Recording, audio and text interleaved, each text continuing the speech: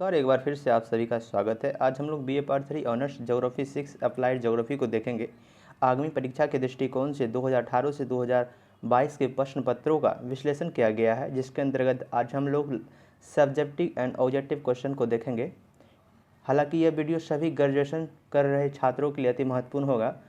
हालांकि यह सभी प्रश्न पूर्णिया यूनिवर्सिटी के विगत परीक्षाओं से लिया गया है। तो आइए वीडियो को शुरू करते हैं।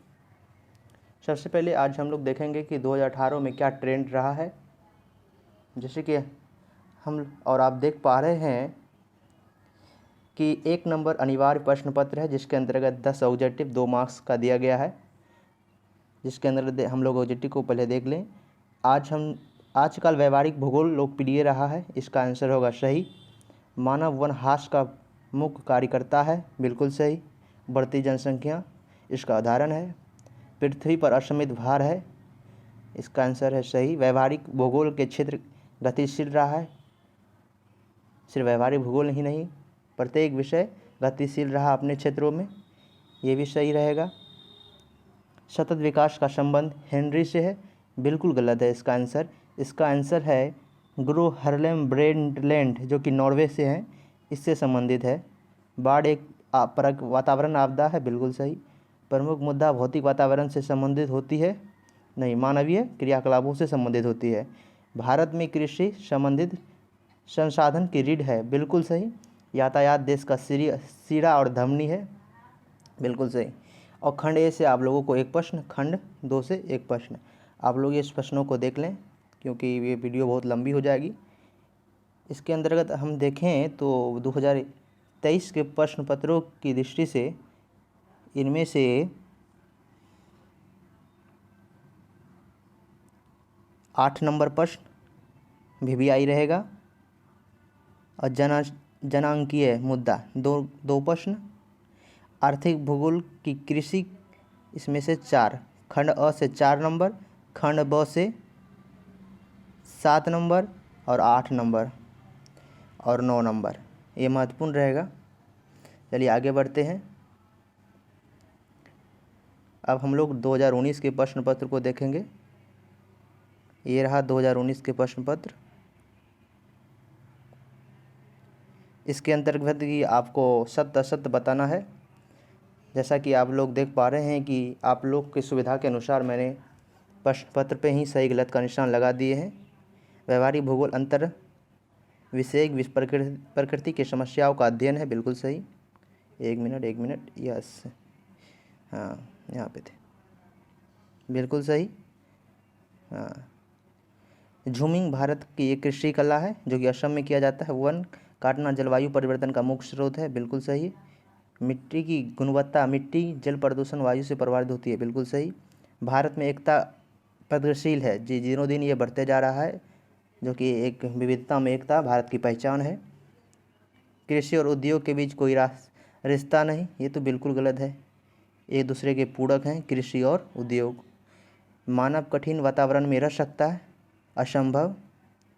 भारत में यातायात की सुविधा घटी है, ये तो बिल्कुल गलत है, क्योंकि बढ़ी है। बिहार में वातावरणीय आपदा घट रही है। इसमें देखें तो वातावरणीय आपदा में जो घट रही है, सिर्फ इसमें बाढ़ से परेशानी हो रही है बिहार को, तो हालांकि वो भी वातावरणीय आपदा, इसलिए इसका भी आंसर सही होगा।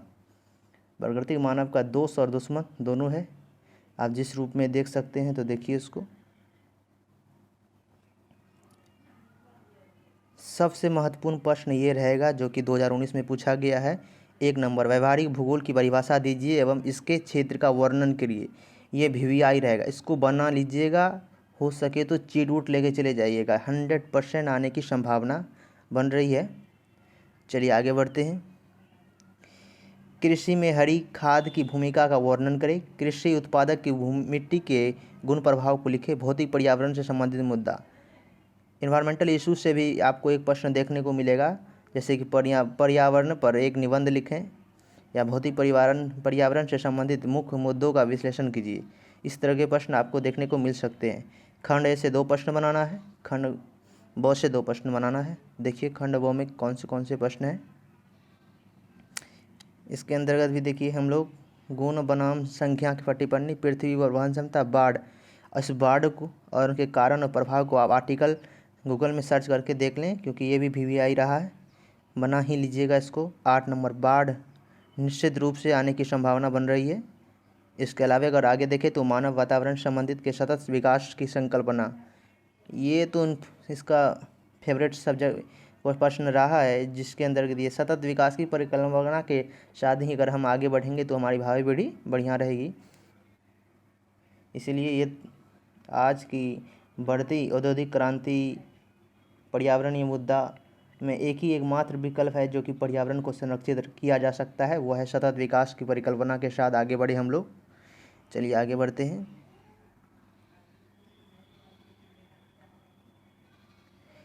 ये 2020 के प्रश्न पत्र हैं, जिसमें कि देख पा रहे हैं व्यवहारिक भूगोल की महत्व बढ़ी है, बिल्कुल सही। क्षेत्रीय विकास की संकल्पना 1970 में नहीं 1971 में आई। बिजली राष्ट्र के खून और परिवहन एवं आगमन का सिराधवनी है, बिल्कुल सही। सूखा एक आपदा है, प्राकृतिक आपदा है। मानव एवं प्रकृति के मध्य एक निकट संबंध है।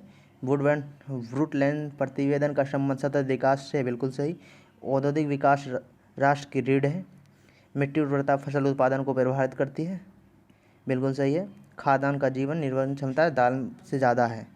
धरातल से योजना ठप हो रही है, धरातल से योजना ठप हो रही है, जो कि बिल्कुल गलत है। खंड 1 से 2 प्रश्न, खंड 2 से ये देखिए ऊपर में जो VVI बताती है, यहाँ भी पूछा गया है 2020 में, तो इसको बना ही लीजिएगा 1-2 नंबर प्रश्न। ठीक है, आगे बढ़ते हैं। ये में भी वही पूछा गया, आर्थिक क्रियाकलाप के उद्योग की देन क्षेत्रीय असमानता के कारक की विवेचना करें, यानी कहाँ पे कौन सी खनिज मिलती है, क्यों मिलती है, इसका क्या कारण रहा है, इसको बनाना है। चलिए आगे बढ़ते हैं।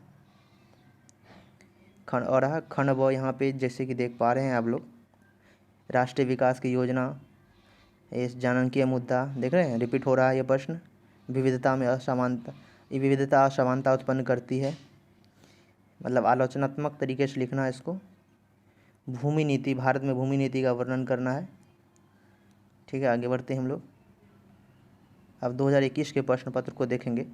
यहाँ पे आप देखिए, जैसे कि देख पा रहे थे कि उपर्युक्त 2018 से 2020 तक ऑब्जेक्टिव में ना पहुंचकर शत असत के रूप में पूछा जाता था, जिसमें सही या गलत होने की संभावना बहुत कम थी।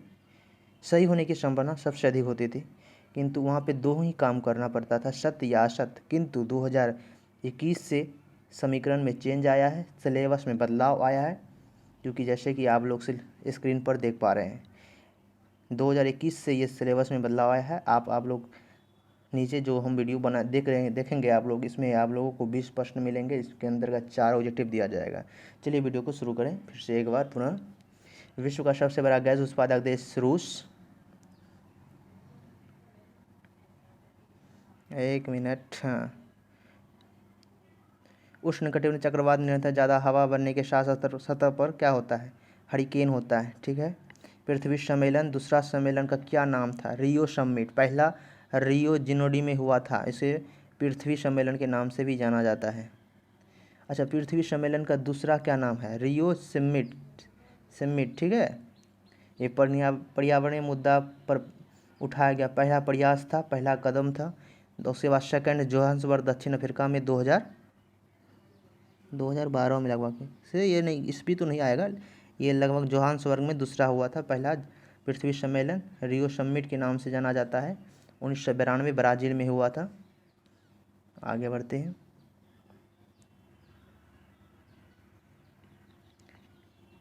कौन सा गैस जल में मिलने के बाद खतरनाक होता है, कार्बन डाइऑक्साइड। शीत ऋतु में भारत में किस राज्य में बाढ़ आती है, तमिलनाडु। भारत में बाढ़ आने का प्रमुख कारण क्या है, कोई नहीं। आगे बढ़ते हैं। नदी घाटी परियोजना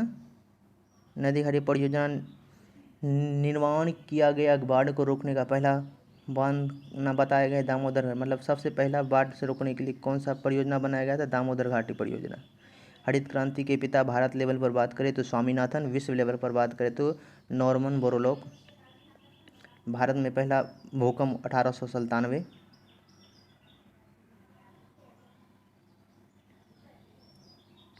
व्यवहारिक भूगोल का जनक सर जॉन, इसको याद रखने की ज़रूरत है। जनसंख्या बढ़वास के प्रमुख एक कारक के नाम बताएं, रोजगार की तलाश। भारत कच्चा माल जूट और जूट से बनने सामग्री का उत्पादन करने में कौन सा स्थान रखता है? प्रथम। जैसा कि हमको याद आ रहा है कि ये पेपर 1 में भी पूछा जाने वाला प्रश्न था, जिसका आंसर पश्चिम बंगाल रहा था।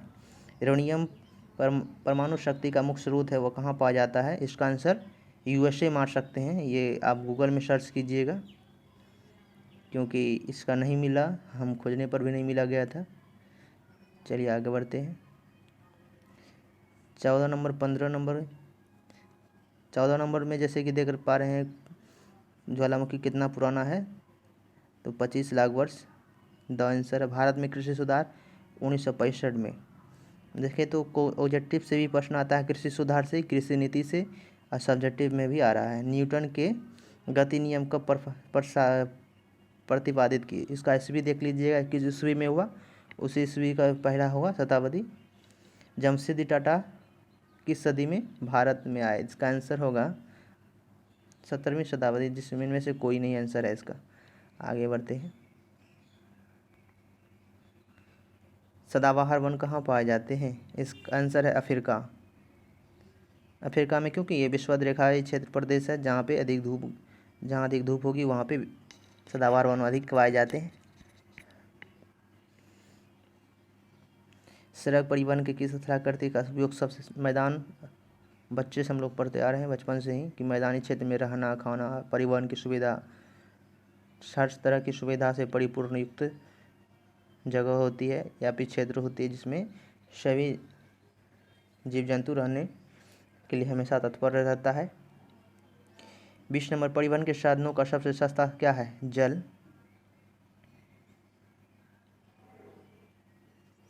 व्यवहारिक भूगोल से आप क्या समझते हैं?